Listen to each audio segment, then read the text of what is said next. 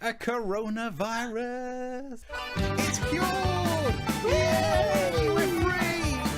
Oh, we done it. What's that? Cut the music. Cut the music. What? Huh? Let's have a look at it again.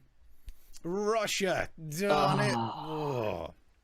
So, Russia found a virus. Did they? Because actually, it was only 4 weeks ago that they were in the news for hacking us to try and copy our vaccine. Yeah. So when they say that they found the virus, did they find it in like downloaded files from the places they'd hacked? Did it end up going like this?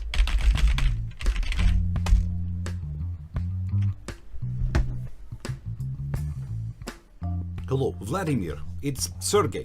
Yeah, man with accent like guy from Star Trek. I've been going through the files we downloaded from the hacked computer at Oxford in England. There's something very promising. They have a folder. It's called The Cure. It's in a bigger folder called iTunes.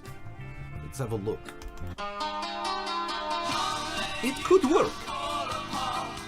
You might be heading back into work, you're going to be on the tube, and so on, possibly.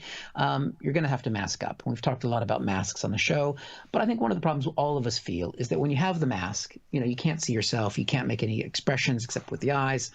But I saw this solution on the BBC just today, actually, that there's a mask that's been developed with moving lights to give you some expression on there. And it's a person invented it, and there's a little clip of how it works here, which I think it looks great. This might be the coolest face mask I've seen. It was created by game developer Tyler Glale, and the lights respond to the sound of your voice. Because it looks like it might have been developed originally by Al Jolson. Can you say that? Yeah. You can say, yeah, yeah, you can say it. The reporter really liked this as well. He thought it was such a great idea. I mean, here's what he had to say about it. I thought I'd have a go at making this myself, just as... Oh, that's nice. That's nice. You just see something like, oh, well, this must be a piece of pish. I was gonna do a news story about what this guy made, but I thought I'll just do it myself because that's kind of wanker I am. Now, before I get sued by whoever that reporter dude is, the guy who made it did put it online, the technology behind how he did it and the source code and everything else, because he's probably a geek like you. You use all Linux and all that shared free software open crap. Source. Open source. Don't allow Bill Gates to get any more money so that he can microchip our children. Gotta let him do it. I'm sure Steve Jobs come back any day now. But he put it out there, and so Steve and I thought, all right, we'll work on this together, especially with Steve's geek skills primarily driving this. But our mask is different. Not just shows expression like the mask that they made, but this one doesn't just show words. It's a more advanced mask which shows pictures of what you're talking about. You can see it here. Hi, I'm Eric, and I live in the United Kingdom, where my Prime Minister is Boris Johnson. But I'm originally from America, where my president is Donald Trump. I want to play the clip from Sky because I think it's amazing. You're an education secretary who has presided over the biggest fiasco in the history of A-levels, who's caused untold mental anguish to tens of thousands of students. You knew about this for months and you didn't do it. I'm just wondering why you haven't done the honourable thing and resigned. Ooh. Ouch. Wow. Someone had better find the education secretary, because I just witnessed someone getting schooled. Damn. That was such a harsh schooling. Ofsted are going to have to inspect. Damn. If it comes to working out how well you think Gavin Williamson is doing, I'd give him a D-. Sorry, a B. Actually, no, sorry, a C. Maybe an F sharp. It's harder than it looks, this just randomly coming out with stuff.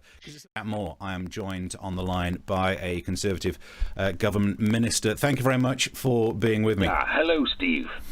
So, by the looks of things, you're trying to move the responsibility for the algorithm that Ofqual came up with. You are treating them as a scapegoat. Not at all. We're not making Ofqual a scapegoat. In fact, if there is any blame, it lands squarely on the desk of Public Health England. It's just a shame they can't be here to say sorry now that we've disbanded them. Wait, that's all very fortunate, isn't it? And I thought you were going to be blaming Public Health England on the dealing with the pandemic. No, we wouldn't do that.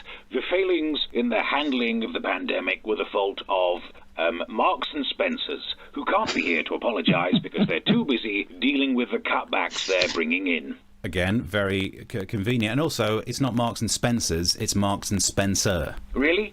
They're down to only one Spencer already. Bloody cutbacks. Is anything your fault? No. And if it is, we'll blame it on the previous administration. But the previous administration was the Conservative government. Bastards. Wouldn't trust them to run a bath. And that's what we're dealing with. Thank you very much. Right. I wasn't going to talk about the exams again. Right. Because we covered it before, and I sat there today thinking, we talked about how bad the algorithm was. This is an algorithm that if you came from a poor background, gave you a worse score. I looked into it, and technically it was an algorithm written on a computer in BASIC, and I think it was just called Working Class Killer 3000. It's a great piece of technology, that. But I decided we've only covered half the story. We were right to say an algorithm churning out that you should get a worse score if you're poor is terrible. But what's replaced it is also terrible. Just letting teachers come up with their predicted grade and saying, well, we better stick to that because anything less is going to get us bad press. Yeah. Is also going to churn out the wrong results, because effectively you've asked teachers this question. Hello, speaking. Yes, I teach that class. So you'd like me to suggest which grades they would get, thereby implying how well I taught them? Well, settle down. This is about to sound like two Scousers arguing A.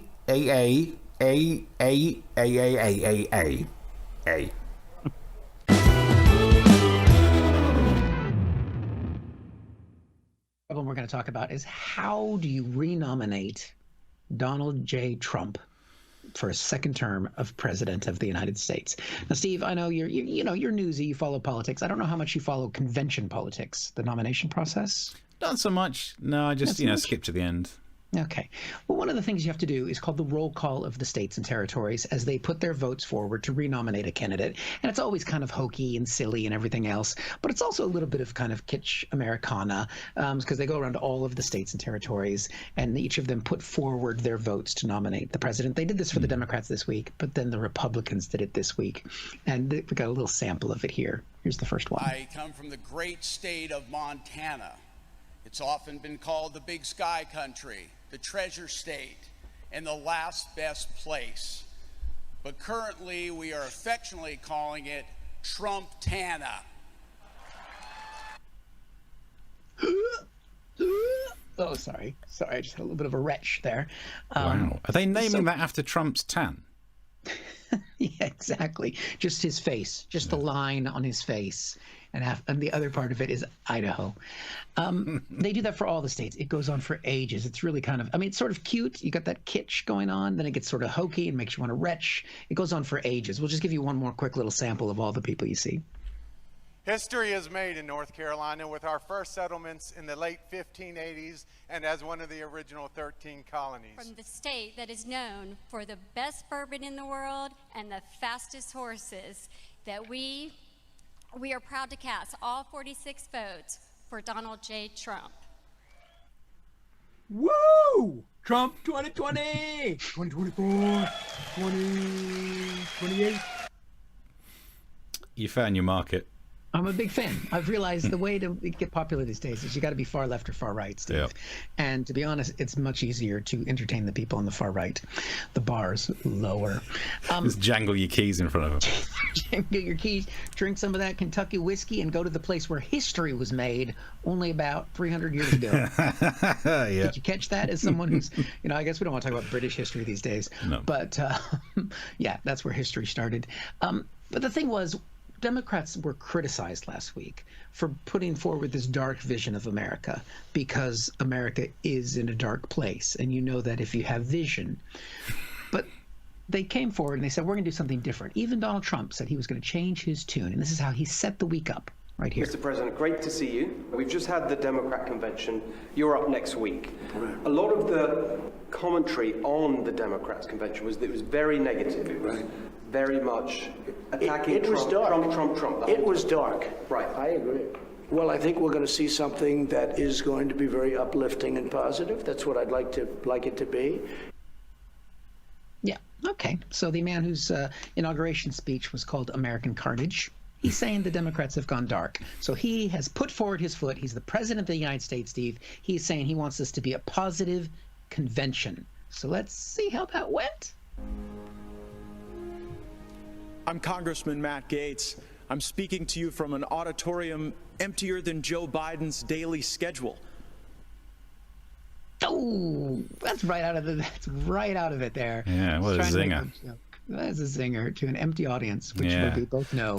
Yeah, we know what it's like. It's a joke in an audience. To be fair, he looks like the kind of guy who's never had to develop a sense of humor. He's a good-looking man, and I feel sorry for him. In fact, if you don't mind, because I got the tech in front of me, I might try and help him out and make him feel better about that joke. Yeah, let's not. Why not?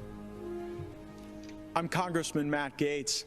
I'm speaking to you from an auditorium emptier than Joe Biden's daily schedule. Take Trump's wife, please. She keeps asking. That actually helped a lot. And so in that spirit of positivity, though, all right, he tried a joke. It didn't land. Going forward from there, let's see some of the samples of positivity that were put forward by the Republicans. It's a horror film, really. They'll disarm you, empty the prisons, lock you in your home, and invite MS-13 to live next door. There we go. MS-13 is a gang in America, which the thing is, look, there's obviously you don't want gang members next door, but it would make it much easier to get your drugs. That's true. Yeah. Because really, with traffic in America, sometimes it's that commute that will kill you. Over here, that's just a postcode, so it's less threatening. Yeah, exactly. Kimberly Guilfoyle, she's a girlfriend of the Don Jr., and she's also a major figure in the campaign. Here was her little dose of positivity. Don't let them kill future generations because they told you and brainwashed you and fed you lies that you weren't good enough. Ooh, ouch. Boy, telling me I'm not good enough. I didn't realize that my stepfather had written part of her speech. Okay, fine. What are some of the other things that they're saying that the Democrats are going to do? They're not satisfied with spreading the chaos and violence into our communities. They want to abolish the suburbs altogether. Wow. Now, as somebody who actually lived in an American suburb, I don't think that's a bad thing that she's offering to do, because it is bleak, let me tell you.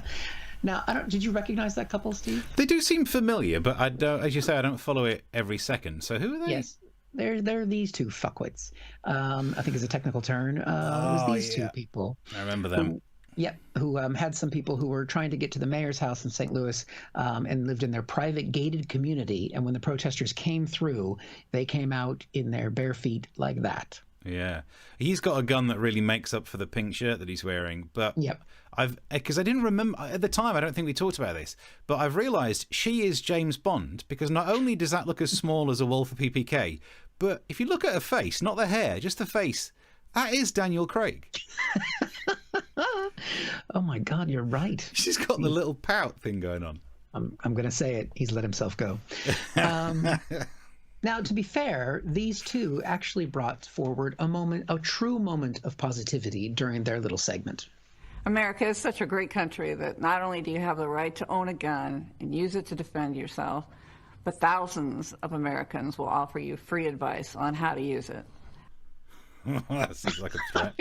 That's actually not a bad joke. She didn't even need the bump, bump, bump. And you know what? I've got some ideas about how she could use her guns. Oh, yeah. I'm not going to say.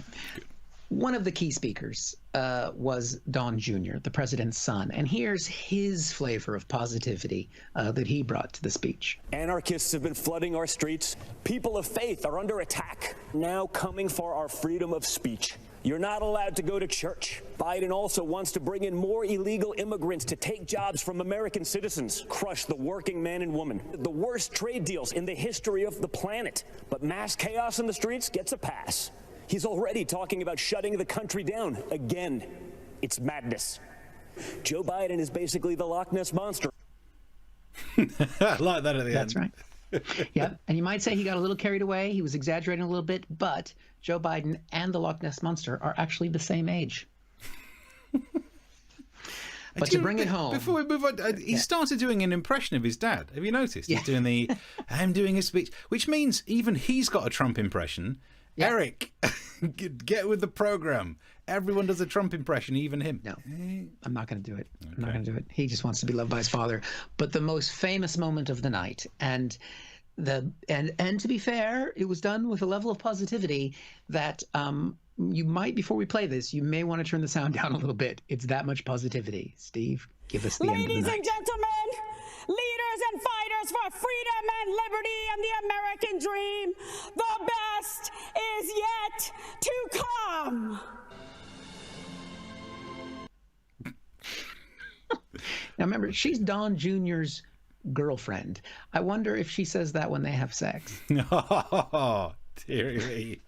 I've got to finish myself off because the best is yet to come. And to be fair, the best is yet to come, Steve, because one of the other stories I'm going to be talking about tonight is the fact that an asteroid is likely to hit the Earth the day before the election. Happy times. Well, thank you for kicking tonight's show off in such a positive way. If we imagine that Laura Trump is a sequel to the film Teeth. Did you ever see Teeth? No. Do you know what the film Teeth is about? I'm afraid to ask. In a world where one woman has teeth where you ordinarily would not have teeth.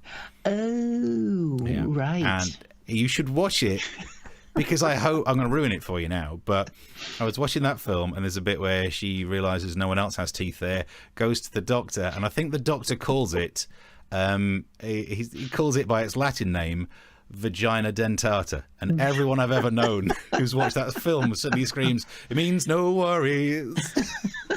Trump's been doing, and this was the headline, Melania Trump pulls hand away from Donald as they step off Air Force One. Maybe things aren't going well in that relationship. Maybe it's out of warranty. I don't know what the phrase is. And I've got my other mic for this because we have the actual video, and then I'm going to use this mic to commentate on it, just because it makes it a bit breathier, like actual sports reporters. So I'm going to play the video, and then we'll play it again in slow motion so we can see what's happening. See if you think she pulled her hand away. So here's the video, and they're coming out the plane. What's going on there? And okay, we need to play. Can we play that again in slow motion? You can see that he goes in for what pickpockets would call trying to nick the handbag.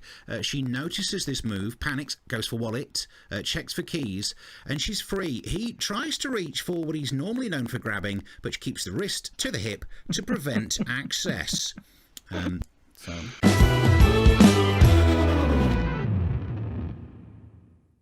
that is the story of how to do the sex during the coronavirus.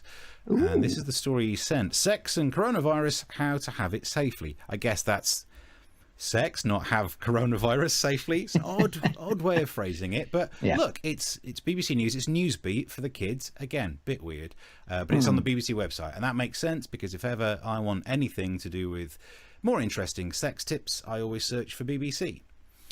Anyway, and let's go through the article that Keith sent me just to see if we can learn something about. And this is similar to what you did, Eric, ages ago. There was one about how to have sex in New York. Oh, yeah. And that was early. That was like episode 9 or something. So finally, the UK has caught up. And this is the Terence Higgins Trust that's published advice to avoid kissing, wear a face covering and choose positions that aren't face-to-face. And it says, it may sound tough. It may sound better. You're kidding me, aren't you? You get out of kissing and you can still watch the telly at the same time. This is good stuff. The article then says, the best sexual partner during a pandemic is yourself. Let me stop you right there. Yeah, it is. Thank you, Terence Higgins Trust. I deserve the credit. Or someone you live with, which means that's going to be bad news for some mums and dads. I knew you should have moved out by now.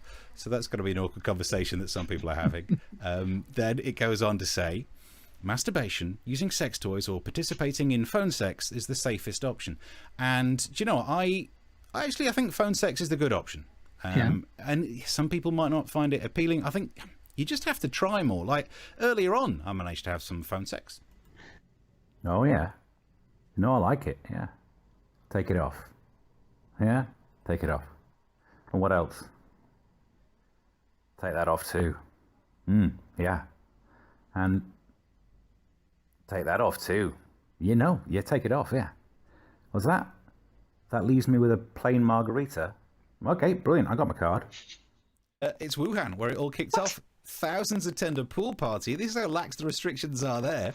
There's a pool party. Now, everyone's like, oh, it's disgraceful. Bear in mind, they've not had a case for months, but also they've not reported a case for months. So we've got the footage of the actual pool party. See how comfortable you'd be. Let's check out issues. In fact, let's watch it now. We can see the social distancing. Look how packed together they are. Look at the people on the stage. This DJ, she's not wearing gloves, no mask. She doesn't have headphones on. I don't know if that helps. And here's my favourite bit. Listen to the guy on the microphone. Would this worry you? Here we go.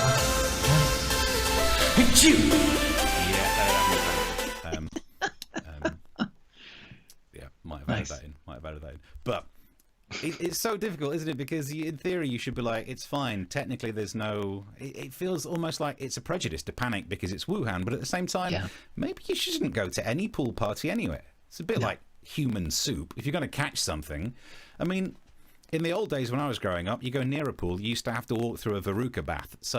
And I pronounce it bath. And that is why I'm not getting on at life. But if you received a phone call inviting you to that pool party, I think it might go a bit like this. Davey Dave, how you doing? Yeah, good times, good times. What can I do you for? Pool party? Yeah, where is it?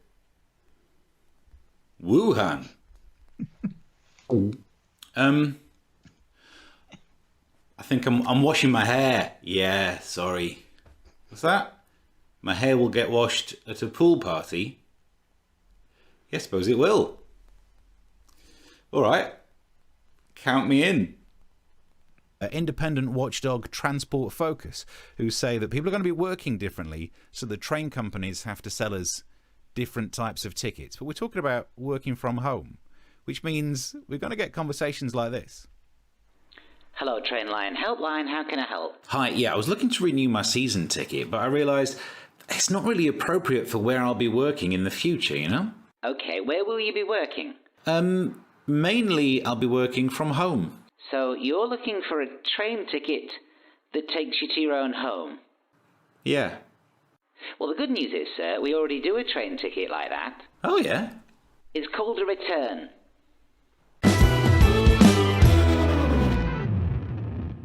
KFC drops finger-licking good slogan as it doesn't quite fit in the age of COVID-19. And this is an actual picture. They've released this picture of their logo. But the problem is, by blurring it out, it's like bleeping words. It makes you think it must be a swear word underneath it. They should have gone the other way. Why didn't they listen to the emails I've been sending them that said, just change your logo to this? It's finger washing good. Nice. And then all of a sudden, you're on the right side of history. I've worked recently with Skittles. Taste the rainbow. We've added an asterisk. And if you look down the bottom for the small print, please wipe the rainbow first. And my favourite brand that I've worked with, because, look, their imagery of their logo caused some problems. And I thought the only thing you can do is change your slogan. So we've gone with Nokia, infecting people. I understand their logic. If you are going to click send when you've finished typing, you don't need a full stop. But then the result should be Generation Z say, oh, I feel like you don't need full stops. Not, oh, I'm intimidated by it. Why bring emotion into it? Because then you get to be the victim of punctuation. And it means at some point, someone at work will have to have a meeting that goes like this. Well, thank you for coming to this HR meeting. Jonathan, I'm afraid we've had some complaints about your behaviour. Simon, I wonder if you'd like to explain. Sometimes when you talk to me, I find it really aggressive. I'm not aggressive. Oh, he's being mean to me again. What have I done? Thank you. I don't understand. Oh, he's doing it again. Simon, I wonder if you could explain exactly how Jonathan is upsetting you. When you finish sentences, it means you'd be using a full stop, and I just find full stops really triggering. Full stops aren't aggressive, it's just a part of speech. It just did too! No, the one in the middle was a semicolon. I don't really know how you use those. Yeah. You know, I just... Oh! Now what? You abandoned the sentence, and that would be an ellipsis? That's 3 dots. You know, no, I'm sorry, but sentences end. It's not aggressive, it's not shutting you down, it's not attacking you, it's just language, period. Stuntman proposed to his girlfriend while on fire. If that's what you do, then I guess you really could say, you've kept the spark alive.